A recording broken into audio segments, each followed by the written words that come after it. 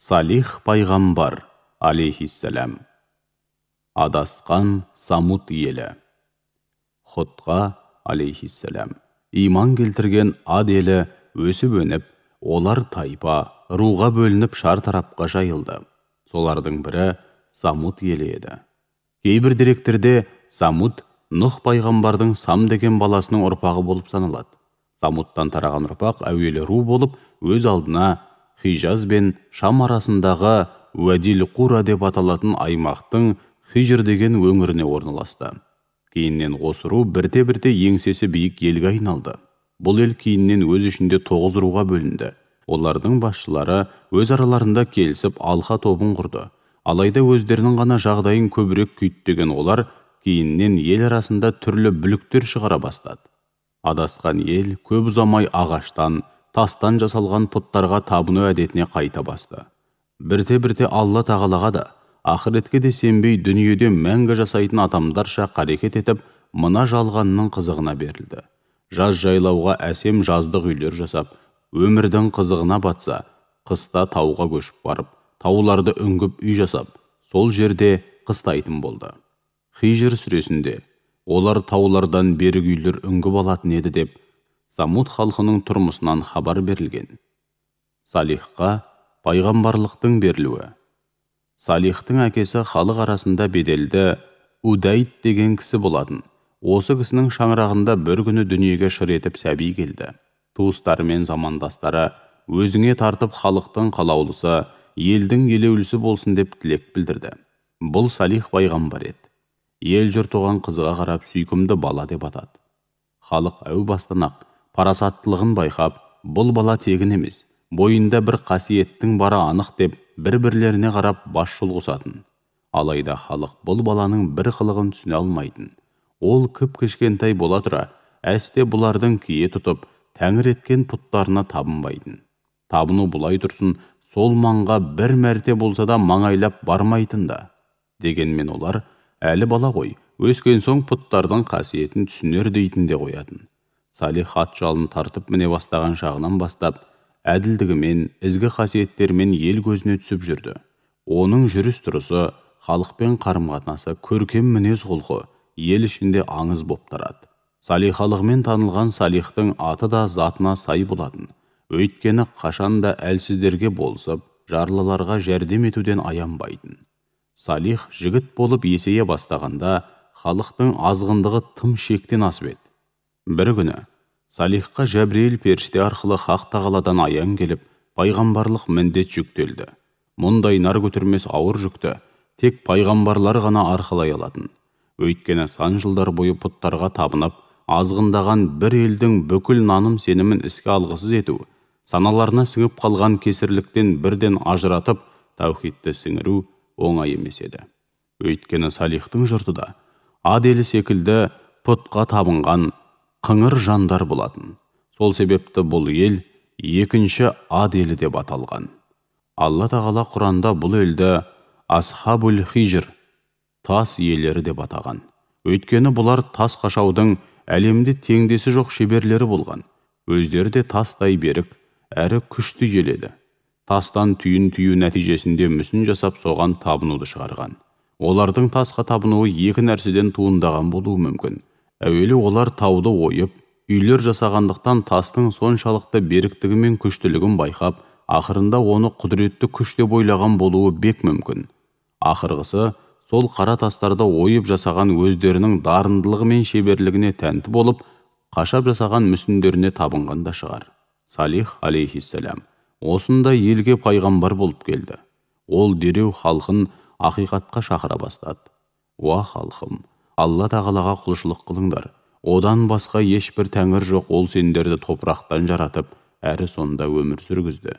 Ендеше сол жаратқаннан қолдарыңды жайып жалынып, жарылқау тілеңдер, һәм тәубе етіңдер. Сөзсіз ол құлдарына өте жақын, олардың тілеген тілектеріне сөзсіз жауап береді дейді. Салих алейхиссалям адамның топырақтан жаралғанын түсіндіріп, бұған қисынды дәлелдер келтіріп бақты. Жерді Алла тағаланың адамзаттың игілігіне бергенін айтты. Ал ел табынып келген пұттардың топырақтан жасалғанын, олардың құдай бола алмайтынын түсіндірді. жер мен адамды кім жаратса, иесі де сол болмақ. Адам да пұт та топырақтан жасала тұра, қалайша пұт адамға құдай болмақ деп ойға шақырды. Қолдан жасалған пұттардың тәңір бола алмайтындығын айтып, Салих алейхиссалам халықты тәубе етуге, хақтан кешірім тілеуге үндеді. Адам баласы пенде болған соң қателеспей тұра алмайды. Бұл оның жаратылысында бар нәрсе.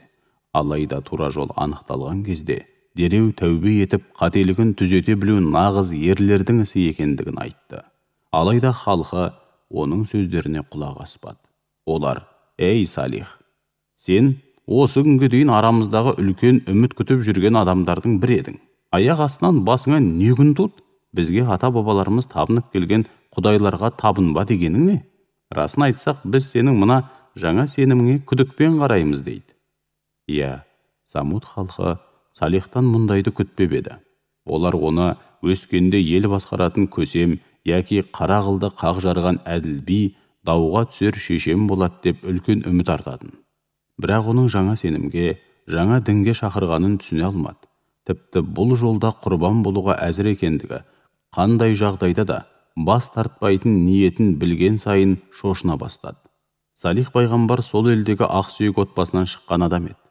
Әкесі, туыстары, лауазымды адамдар болатын. Сол себепті де Самуд халқы дегеннен оған озбырлық көрсетіп, қастық жасай алмады. Олар кейде Салихтың осы қылығын сан саққа жорыды. Бірі: оның мақсаты бізді алдап арбап дүниеге қол жеткізу десе, енді бірі сөзін бөліп: жоқ, Салихқа дүние, байлық қажет емес. Онсыз да оның дүниесі көл көсір. Шамасы ол елдің билігін көксеп жүр десе, тағы бірі бұған да қосылмай: оған дүние де, билік те қажет емес. Бар болғаны есінен ауысқан. Айтып жүрген сандырақтары осының айғағы деп соқты. Салих пайғамбар елінің жел сөздеріне көңіл аудармай өз міндетін жалғастыра берді. Осы аралықта да Самуд халқы тіптен байи түсіп, қатыгездікпен бүліктің шырқау шегіне жетіп қалған еді. Салих алейхиссалам оларға: «Уа халқым, сендер мына қызығын көрген жұмаққа ұқсас бақтар мен бау-бақшалар, мөлдіреп аққан сарқырамалар, сабағы майыса жайқалған егіндіктер осылай мәңгі бақи құлпырып тұра береді. Біз осының қызығын мәңгі көре береміз деп ойлайсыңдар ма? Араларыңда ықылымнан бері өлмей өмір сүріп келе жатқан бір тірі жан бар ма? Кешегі өткен заманда таудан қашап жасаған мына үйлеріңнің иелері өлмесе бүгін қайда кетті? Олар да бір кездері сендер сияқты мәңгі өмір сүретіндей дүниені жалпағынан басып жүрген болатын. Ал бүгін олар қайда? Иә, бәрі де тынысы біткен кезде өзі жаралған топырағына көмілді де кетті» деді. Қуаңшылық. Салих пайғамбардың алейхиссалам сөзін әсіресе ел билеуші көсемдер мен байлар місе тұтпады. Олар әрқашан малы мен жаны аман тұрарына бек сенді. Пайғамбардың сөзіне құлақ аспады. Сол себепті Хақ тағала оларға ескерту ретінде қуаңшылық жіберді. Масатыдай құлпырған жайлауы көп ұзамай соры шыққан тақырға айналды. Бір ғана құдықтан басқа бүкіл құдық атаулының суы тартылды. Елдің күні жалғыз құдыққа ғана қарап қалды.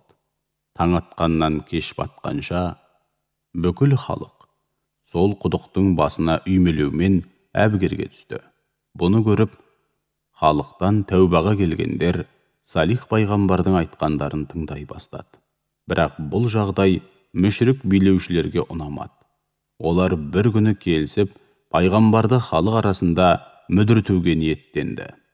Ақиқаттың жаршысы Салих бірде қалың нөпір халықтың арасында тұрып, дін уағыздап, оларды ақиқатқа шақырып тұрған шақта әлгі мүшриктер келіп: «Ей Салих, біз сені жақсы танимыз. Көз алдымызда дүниеге келдің. Тәй-тәй басқаның, ойын баласы кездеріңді есте. Есейгенде елдің арқа сүйер азаматы болар деген едік. Алайда сенің мына теріс қылығыңа жол болсын. Біз білетін Салих, ата-бабаларымыз құрметтеп өткен пұттарға тіл тигізіп, олардан бас тартуы мүмкін емес. Шамасы дуаланып қалған секілдісің. Өйткені не айтып жүргеніңді өзің де білмейтін дейсің. Өзімізбен қатар жүрген адам бізге қалай пайғамбар болмақ? Егер айтқандарым ақиқат десең, мына таудағы әнә бір тік жартастан ішінде 10 айлық ботасы бар буаз қызыл інгенді шығаршы кәнекей. Соны көрейік те, айтқаныңа көніп, айдағаныңа жүрейік. Һәм ол аузына көк шөпті шайнап шықсын. Бұл түйе сырттай қарағанда өзге түйелерден айырмашылығы болмасын. Құдықтан тұп-тура бір күн су ішсін. Су ішкенде құдықты сарқып ішсін. Сол күні бүкіл жұрттың түйелерінің сүтіндей сүт берсін дейді. Салих алейхиссалам олардың бұл ұсынысына ешқандай абыржыған да, қысылған да жоқ. Өйткені ол қысылған сәтте әрқашан өзіне Хақ Тағаланың көмектесетініне, қиыншылықтардан құтқаратынына күмәнсіз сенетін, қашанда Раббысына бек тәуекел еткен жан еді. Салих пайғамбар оларға: мен бұл тілектеріңді орындасам, сендер иманға келесіңдер ме деп сұрады. Сол жердегі дүйім жұрт бәрі бір ауыздан шуылдасып: егер осыны орындап мұғжиза көрсетсең, біз саған иман келтіреміз, содан кейін бізде ешқандай күмән да күдік те қалмайды деді. Салих пайғамбар мұғжиза болып келген түйеге халық залал келтіріп жүрмес пекен деген уайым кешкен еді. Олар тағы да жамырап: жоқ, киелі түйені өлтіргені несі? Оған біздің дәтіміз қалай шыдайды, қолымыз қалай барады, оны өлтірмейміз, қайта кие тұтамыз деп ант су ішті. Олардың бәрі осылай шуылдасып тұрғанда іштерінен: ей, жартасты жарып шығатын қандай түйе? Аңдамай сөйлеген ауырмай өледі деген міне осы деп жымысқылана күліп тұрды. Киелі түйе. Салих алейхиссалам өзіне сенген мұсылмандарды ертіп, тік жартастың жанына келді. Хақ пайғамбар қолын жайып дұға ете бастады. Әр дұғасына артында тұрған мұсылмандар әмин деп тұрды. Бір кезде жартас қақ айырылды да, ішінен аузына көк шөпті істеген бір түйе шыға келді. Шығысымен толғақ қысып, бір бота туды. Одан соң тіке құдықтың басына барып, ондағы судың бәрін ішіп тауысты. Осыны көрген Самудтың кәпір халқы не істерін білмей қатты састы. Уәжге жығылып, уағдасын өтей алмай құты қашты. Мұсылмандар болса, имандары бұрынғыдан бетер арта түсіп, сәждеге жығылып, жапа-тармағай Алланы ұлықтай бастады. Мұсылмандар жағы ел арасында кедей, қауқарсыз, көп ішінде қораш саналған жандар еді. Десе де олар жаратқанның алдында Салих пайғамбардың сенімді серіктері атанатыны анық. Қиямет орнап, махшар күні құрылғанда Хақ Тағала оларды махшар халқына абыройлы адамдар деп танытпақ. Самуд халқының кәпірлері болса, олардың жандарына келіп, иман келтіргендер үшін бейшара, адасқан, ақымақ санап, сендер Салихтың жаратушы жіберген елші екеніне нық сенімсіңдер ме? Расында оның айтқандарының, көрсеткендерінің бәріне сенесіңдер ме деп сұрады. Мұсылмандар пайғамбардың сөзіне де, ісіне де, көрсеткен мұғжизасына да тұтастай сенетіндіктерін анық білдіріп, қажет болса, жолында жандарын құрбан етуге әзір екендіктерін аңғартты. Кәпірлер: біз болсақ сендердің сенгендеріңді жоққа шығарып күпірлік етеміз деп, өздерінің қасарысқан кәпір екендігін паш етті.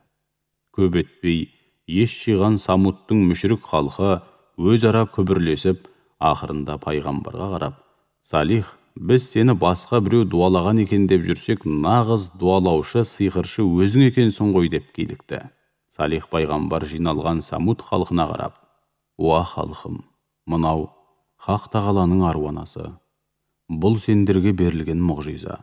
Бұған әсте тиісіп, қол жұмсаушы болмаңдар. Алла Тағаланың қалаған жерінде жайылсын. Оған қандай да бір жамандық жасап, залал келтіретін болсаңдар, көп ұзамай азапқа ұшырайсыңдар деп қатаң ескерту жасады. Ол әрі қарай сөзін жалғап: уа халқым, мына аруанаға мұқият болыңдар. Су кезегі бір күн оныкі, бір күн сендердікі, қайталап айтамын. Оған килігіп жамандық жасап жүрмеңдер, онда сендер ұлы күннің апатына ұшырайсыңдар дейді. Ол осыдан кейін халыққа насихат айтып: уа халқым, ат елінен кейін сендерді олардың ізбасары етіп, жер бетіне орналастырғанын еске алыңдар. Ойпаттарда сарайлар салып, тауларды үңгіп үйлер қазатын едіңдер. Олай болса, Хақ Тағаланың нығметтерін еске алыңдар. Жер бетінде бүлік шығарып шектен шығып, асып таспаңдар деп сөзін тамамдады. Салих аруананы Алланың түйесі деп атайды. Оның себебі, аруана сырттай қарағанда ешбір түйеден айырмашылығы жоқ секілді көрінгенмен, бір құдықтың суын бір өзі тауысатын еді. Және халық оны алғаш сауған кезде қатты таңырқап не істерін білмей састы. Өйткені аруананың желінінен бұлақтай аққан сүт елге түгел жетті. Бұл түйе кәдімгі түйеден еш аумағанымен, таңғаларлығы мұны көрген жерден Самут елінің түйелері тым-тырақай үркіп қашты. Самут халқының су алу кезегі бір күнге қысқарғандықтан, түн баласы көзілмей ертеңгі күннің суын тасумен әбігерленді. Сол себепті уақыт өте келе, олар бұл түйеден мезі бола бастады. Ақырында мүшриктердің басшылары жиналып халықты түйені өлтіруге үгіттеді. Олар былай деді: қашанғы бұлай өмір сүре бермекпіз? Мына түйе елдің берекесін қашырып бітті. Өмірімізді осылайша қиыншылықпен өткізе бермекпіз бе? Бұл пәлекет тұрғанда бізге күн жоқ. Оның көзін тезірек құртып тыну керек. Осылайша түйені өлтіруге халықты ақыры көндірді. Бірақ түйені өлтіруге ешкімнің батылы бармады. Бір кезде Қаддар деген біреу 8 мас адамды бастап апарып түйені жайғастырмақшы болды. Бір күні Салих алейхиссалам халықты әдеттегідей дінге шақырып тұрғанда, мүшриктердің басшылары келіп, оны айнала қоршап, келеме жете бастады. Сол сәтте түйе құдықтан су ішіп тұрған болатын. Олар түйені көрсетіп, мына түйені өлтірсек, басымызға пәле келіп, жермен жексен болады екенбіз. Ал ендеше түйені өлтірейік те, әуселеңді көрейік деді де, арнайы топқа ишарат етті. Олар дереу жабылып жүріп, түйені жерге құлатты да сойып тастады. Етін жілік-жіліктеп өздері бөліп алды. Сосын Салихқа бұрылып: ал Салих, киелі деген түйеңді өлтіріп тастадық. Егер пайғамбарлығың рас болса, айтып жүрген азабыңды көрсет деді. Хақ пайғамбар азғын топқа қарап: уа халқым, сендер не істедіңдер? Өздеріңе сынаққа келген түйені сойып тастағандарың не? Осы күнге дейін жасаған күнәларың аз болғандай, күнә үстіне күнәні жамағандарың қалай? Әлде азапты тезірек көруге асығып тұрсыңдар ма? Тәубаға келіп, Хақ Тағаладан кешірім сұрасаңдар, әлі де кеш емес, күнәларың кешіріледі деп, тәубаға келуге шақырды. Олар: ей Салих, сен бізге пәле болып жабыстың. Өйткені сен осы дінді шығарғалы, елдің берекесі қашты. Басымыздан пәле арылмады. Ендеше мұның бәрі сенің кесіріңнен, өйткені сенен бұрынғы өміріміз тып-тыныш еді деп, бар кінәні соған артты. Салих пайғамбар: уа халқым, бар кесапаттарың Хақ Тағалаға аян. Ол сендерге көптеген сынақтар берді. Сендер жақсылықпен де, жамандықпен де, абыроймен де, жоқшылықпен де сыналдыңдар. Бірақ осының бәрі не үшін екенін аңғара алмадыңдар.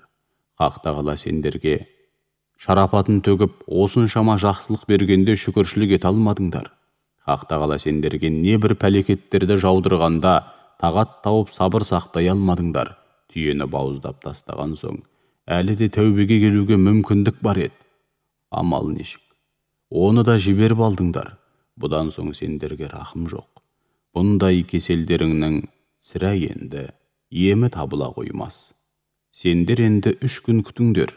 Алғашқы күні беттерің сарғаяды. Екінші күні қызарады. Ақырғы күні қараяды. 4-ші күні қандалаша қадалған азап сендерді бидайдай қуырып жер бетінен жоқ қылады деп, ақырғы сөзін ашынып тұрып айтты. Мүшриктердің басшылары бұл сөзді де қаперлеріне алмай, әуелі Салихтың өзін, одан соң отбасын, артынша мұсылмандарды түгел қырып тастауды жоспарлады. Олар осындай шешімге келіп, ант су ішті. Құранда Шәмс сүресінің 14-ші аятында: бірақ олар Салихтың сөзін тыңдамай, түйені өлтіріп тастады деп айтылады. Яғни олар пайғамбарларының дегеніне құлақ аспады.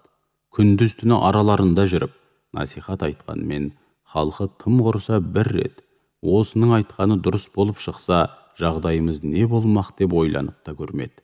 Қайта аталмыш аяттағы ақара сөзі бір малды құлатып, аяқтарын байлап, бауыздап тастау деген мағынаға келеді.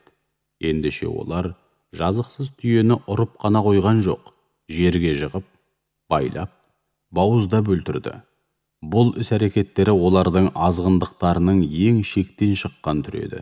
Сонда Раббылары оларға қылмыстарының салдарынан апат жіберіп, түгелдей жермен жексен етті.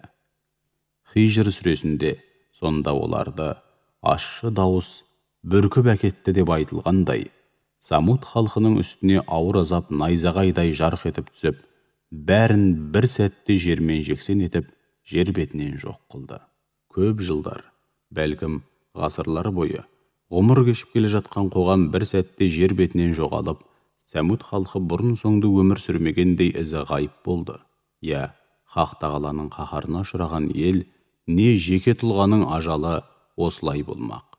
Өйткені олар киелі түйені бауыздағанындай өз тағдырларын өздері шешкен еді. Алла тағаланың ашуына тиген елдің ажалы, кейде су тасқыны, кейде жерден шыққан от, енді бірде зілзала, тағы басқада біз білмейтін орасан пәлекеттер арқылы көрініс табады. Міне, Самуд халқы да ащы дауыс арқылы бізге беймәлім бір пәлекетке тап келіп, тауды ойып салған үйлерімен қоса түгелдей тып-типыл болды. Алла тағаланың түйені жартастан шығарып, күллі құдықтың суын бір өзіне ішкізіп көрсеткен мұғжизасында құдіретінің шексіздігін түсінер деген ғибрат жатыр еді. Өйткені олардың өмірі тау-таспен тығыз байланысты еді. Олар сол тауларды бұзып, сарайлар тұрғызып өмір сүрген. Ал тасты ойып үй салу деген екінің бірінің қолынан келе бермейтін іс. Олар тас дегеннің не нәрсе екендігін жақсы білетін. Бұған қоса, түйе олардың малының төресі, яғни тіршілік көзі еді. Алла тағала олардың ең қатты деген жартасын жарып, түйе, яғни жанды нәрсені жаратып, көз алдарына қойды. Алла тағаланың құдіретімен жартас екеш жартас та қақ айырылып, қақпадай ашылады. Ендеше ең қатты нәрседен ең жұмсақ тіршілікті жаратқан Құдайдың бұл құдіреті олардың көкірек көздерін ашуға жетпей ме? Бірақ олардың жүректері сол жартастан да қатты болып шықты. Хәкім Абайдың «Жартасқа бардым, күнді айғай салдым» дегеніндей, Алла тағаланың құдіреттілігіне жартас тағзым етіп, қақ айырылғанымен олардың тас жүрегі міз бақпай қойды. Самуд халқының тағдыры. Салих пайғамбардың айтқаны айдай келіп, алғашқы күні-ақ кәпір халықтың беттерінде азаптың сарғайған белгісі көріне бастады. Самуд халқы бәрінің беттері бір түнде сап-сары болып кеткенін көріп, әлгі Салихтың сандырағы шынымен келіп жүрмесін деп, бір-бірлерінің жүзіне абыржыған түрде жалтақтай қарады. Екінші күні ұйқыдан оянғанда беттерінің қызарып кеткенін көріп, үрейлене бастады. Үшінші күні тұтас елдің беттері қап-қара болып түтігіп кетті. Салихтың айтқаны шынға айналды деп, естері кете сасқалақтады. Сосын Салихтың көзін жоймақшы болған әлгі топ, түн жамыла оның үйіне басып кіргенде, үйінің қаңырап бос тұрғанын көреді. Бастары қатып, діңкелері әбден құрыды. Мұның алдында ғана Алла тағала Жәбірейіл арқылы хабар жеткізіп, Салих пайғамбар мен алейхиссалам үмбетін қаладан шығарып жіберген болатын. Ертесі күні қала халқы естерін жинай алмай, улап-шулап жатқанда, көктен жан түршігерлік, қорқынышты дауыс естіліп, Самуд халқын жермен жексен етіп, қаланың астан-кестеңін шығарды. Апаттың түйені өлтірген соң бірден келмей 3 күннен соң келуі де Хақ тағаланың оларға деген рахымы еді. Өйткені олар осы 3 күн ішінде әлі де тәубаға келіп, иман келтіргенде, Жүніс пайғамбардан халқы секілді құтылар ма еді? Бірақ олар қанша үрейленсе де, бойларындағы шайтандары мен мұздай жүректері тәубаға келмеді. Қала тып-типыл болып күлі көкке ұшқан кезде Салих пайғамбар алейхиссалам үмбетін ертіп сол бір қиян кескі көрініске ғибратпен қарады. Ол жермен жексен болған халыққа қарап: «Уа халқым, сендерден ешбір ақы сұрамай тек қана Раббымның хабарын жеткіздім. Сендер осындай халге душар болмасын деп, бүкіл ғұмырымды арнап, жанымды бәйгеге тіге сан мәрте насихат айттым. Бірақ сендер сөзіме бір сәт болса да құлақ аспадыңдар. Мінекей, істің ақыры осындай адам айтқысыз қасіретпен аяқталды» дейді. Бұл кезде Самудтың кәпір халқы әлде қашан өте аянышты күйде жер құшқан болатын. Бірақ олар бақида тұрып, пайғамбардың сөзін естіді. Әнбия сүресінде айтылғандай, тарихта ешбір пайғамбар қайта айналып кеп, өз елі жермен жексен болған өңірде өмір сүрмеген. Абдулла ибн Омардың бізге жеткізген бір хадисінде Алла елшісі саллаллаху алейхи уассалам Тәбук ғазауатында Сәмуд халқы жермен жексен болған өңірде қонақтаған айтылады. Сонда ол сахабаларына бұл жердің құдығынан бір тамшы су татып алмауды бұйырады. Сахабалар: «Пайғамбарым, біз осы құдықтың суынан қамыр илеп қойдық, ыдыстарымызды да толтырып алдық» дейді.